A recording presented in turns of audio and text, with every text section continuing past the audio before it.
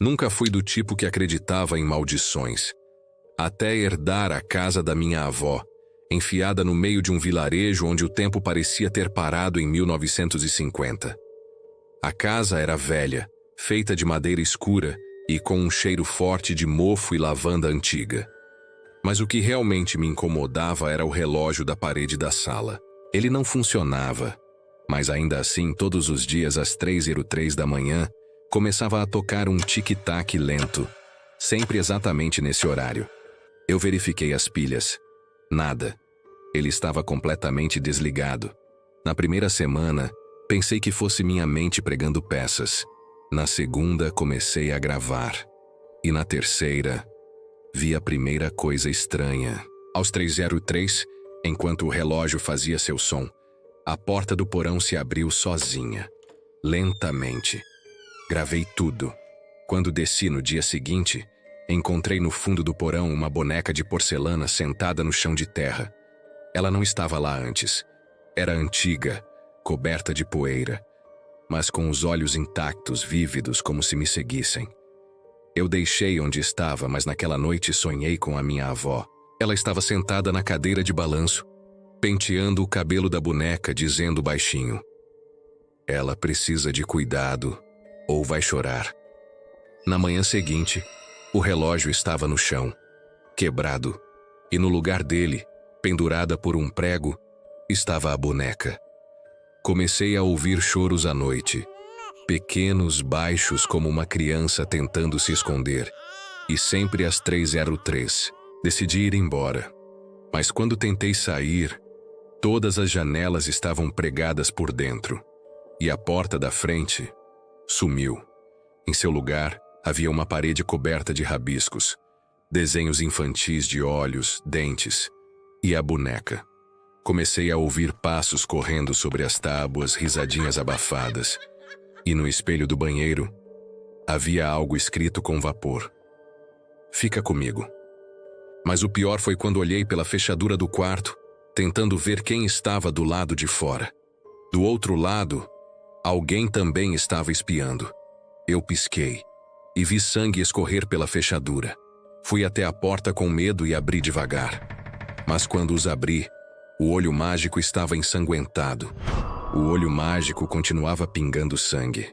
Pingos lentos, densos, que escorriam pela madeira como se a porta estivesse sangrando. Toquei na maçaneta com a mão trêmula, mas ela estava fria como gelo e pulsava. Atrás de mim, a boneca que antes estava pendurada no lugar do relógio, agora estava sentada no sofá. Não ouvi nenhum som, nenhum movimento. Ela simplesmente estava lá, de frente para mim, sorrindo, a cabeça ligeiramente inclinada, como se estivesse curiosa. Recuei um passo, e ela piscou. Meus joelhos quase cederam. Fechei os olhos contando até 3. Quando abri, ela havia sumido. O relógio, mesmo quebrado, começou a tocar suas badaladas. 3 vezes. 3:03 da manhã. As luzes piscaram. E pela fresta da porta do porão, uma luz amarelada vazava. Como se houvesse um cômodo subterrâneo que eu nunca conheci. Peguei meu celular como lanterna e desci novamente. Cada degrau parecia gemer como se sofresse com meu peso. E lá embaixo, o que encontrei não era o mesmo porão de antes. Havia paredes de pedra e símbolos riscados com algo que parecia ferrugem, mas tinha cheiro de carne. Uma cadeira infantil no centro da sala. Nela, mais rabiscos. A mesma frase, repetida dezenas de vezes. "Ela precisa de cuidado. Ela precisa de cuidado. Ela precisa de cuidado." Do fundo da sala escutei passos, pequenos, apressados. Iluminei o canto e vi algo se esconder atrás de um armário velho. Me aproximei devagar, o coração martelando no peito. Quando puxei o armário, só havia um espelho. Mas não era meu reflexo que me encarava. Era uma criança, ou o que restava dela. Olhos costurados, boca aberta em um grito silencioso. Atrás dela, a boneca. Ela segurava sua mão. De repente, o espelho estalou e rachou.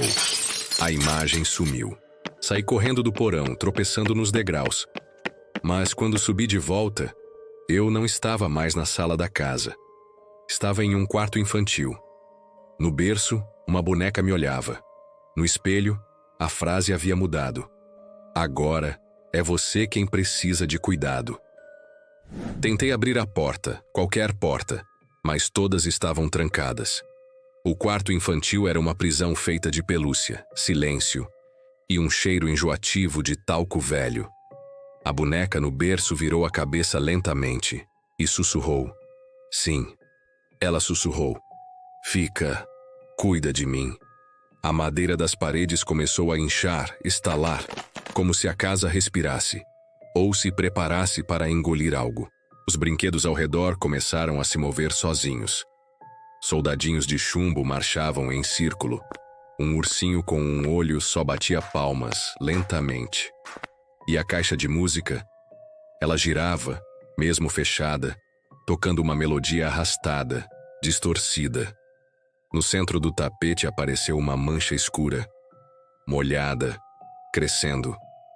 Comecei a gritar, a esmurrar as paredes, mas era como tentar fugir de um pesadelo que não acaba nunca.